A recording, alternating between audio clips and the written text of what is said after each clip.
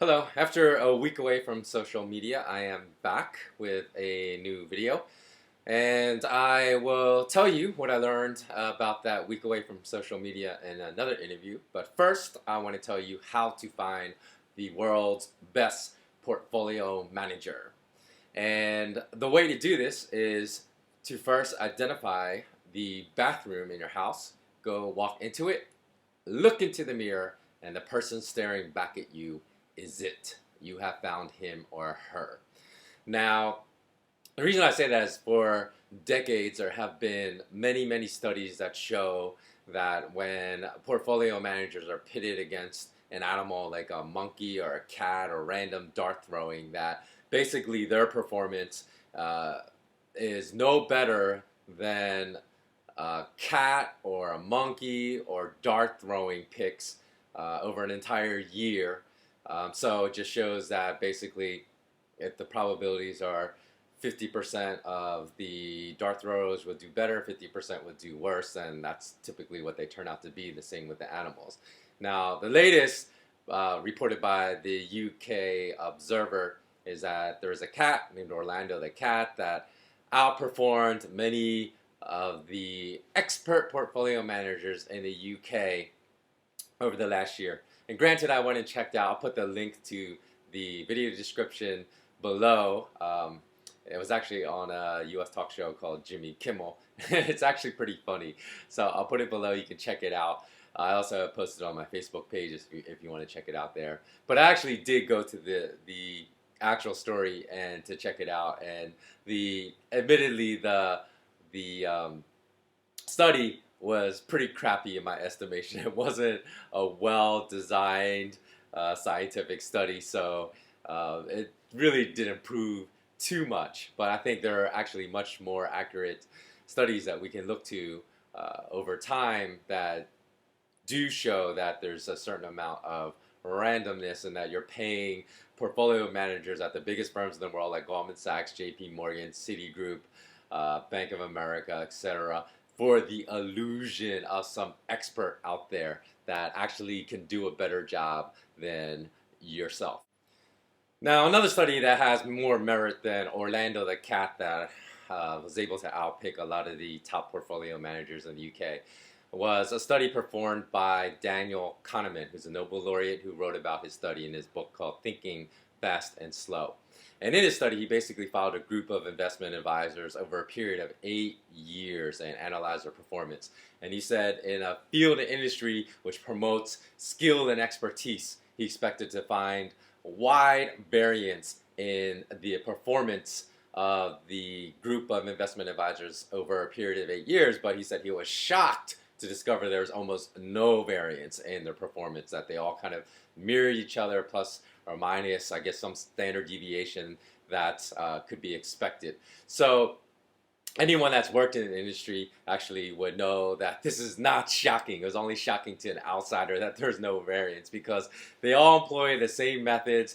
They all employ the same marketing techniques. They pretend to be experts when they come from firms basically are more important and more concerned with how good a salesman and a saleswoman they can be. So they actually will give, a lot of firms, investment firms, will actually give interviewees, the people that are looking to hire, some type of psychometric test where they're assessing their personality, they're assessing their ability to sell, and that is more important than actually having any clue whatsoever as to how to properly invest and grow someone's wealth, because they just want to know, can you make money for a firm? And they don't give a damn if they can actually make money for their clients, because that is not the key. They're two separate and opposite goals, and they are not basically an investment advisor or firm. Goal is not to make money for the client, but to make money for the firm. So I see this time and time again in the U.S. when I was actually still in the industry in 2002, when the S&P lost about 25% that year. Almost every single one of my colleagues I talked to said, "Oh man, my clients' portfolios are tanking this year. They're all down 30% across the board, like all of them." And that was pretty much consensus among everyone. But no one was really concerned. In this basic scenario repeated itself. I was already far out of the industry in 2008. Repeated itself then when a lot of the U.S. S&P stock market collapsed by 38% that year. But there is actually very little concern within the industry. And I actually even heard why. I heard the sentiment expressed by some of the top executives in my office is the fact that I said, where are your clients going to go? Everyone is down 30% across the board this year when there's a bad year. They can't go to Goldman Sachs. They can't go to JP Morgan. At the time, Merrill Lynch and Bear Stearns and Lehman Brothers are stalling. They can't go to these firms because they are all down the same amount we are for all their clients. So it's actually a strategic tactic that the commercial investment industry takes in order to, it's kind of like a silent agreement. So we'll all employ this crappy method of diversification, and we all have the same asset allocation models, give or take, that we offer to all our clients. So if we have a bad year, there's not going to be a star performing firm, say, that is up 20% when everyone else at the other firms are down 30%. You're not going to get that variance of 50%. If there's actual skill involved, you would get that. But you do not get that in any of these commercial investment firms. So there's very little worry that people are going to lose their clients because it's just an illusion of skill. Now, Daniel Kahneman said, he shouldn't have been shocked by this because everyone in the industry knows this. But he said when he met down with the executives that give the bonuses to the advisors that he followed, he said, you do realize you're giving out multi-million-dollar bonuses just based upon luck. It has nothing to do with skill.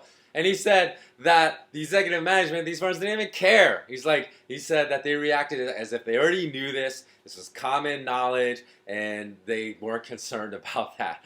So it is unbelievable. Now, Kahneman also let me find the article. He also went on to say that when he presented these facts to even the advisors themselves, he said that they didn't show any sign that they disbelieved his findings. And he said, quote unquote, facts that challenge such basic assumptions and thereby threaten people's livelihood and self-esteem are simply not absorbed. So he said the illusion of skill is not only an individual aberration, it's deeply ingrained in the culture of the commercial investment industry. So because it's so accepted that no one even expresses shock over his findings within the firm. So it's an interesting thing, though, that he said that anything that threatens people's livelihood and self-esteem are simply not absorbed, because that's why clients can't absorb the facts either, and they continue to throw bad money after losing money. They continue to take the advice of these basically glorified salespeople, because that's all they are. When I was in training, when I went to training for a Wall Street firm and was sent to New York for weeks of training, I would say 99% of the time was spent on sales and how to address objections to closing a sale. So how can you spend all this time? You're supposedly an investment advisor, investment expert that is supposed to be able to manage a person's money in a way where you as an individual are bringing something that someone else at that firm cannot bring, and that's why someone chooses you. But yet they spend 1% or less of the time in corporate training actually talking about how to manage a portfolio. 99% of it is sales, or how do you manage objections to closing a sale. So that's ultimately why I got out of the industry, because it's just such a moral cesspool. And there's nothing really that is honest or forthcoming or upfront about the industry. And here are just 3 charts I can show you that will discredit everything that if you've been a client at a big commercial investment firm for years, discredit everything that they say. Because I'm sure you always hear, oh, the major stock markets like the US S&P 500 or the FTSE 100 in London are the best places you can make money. I know a lot of people don't believe that now because so much has come out about all the markets being manipulated that have been proven to be true. It's more and more manipulated over the past decade. But those have always been the selling mantras of the investment industry, and then they always show you that stupid 100-year chart, right? Saying, look, through everything, through world wars, through terrorist attacks, the stock market always bounces back. And what they show you, because it's a 100-year graph, is like the graph going up like this over time. So they say, look, just keep your money in for the long term. Because what that does, when they present such a long period of time, you can't see all the volatility in between. You can't even see if you had like a terrible decade, it's reduced to a blip. So for like the last 12 years in the United States, the S&P 500 from 2001 to 2013 is barely up over 8%.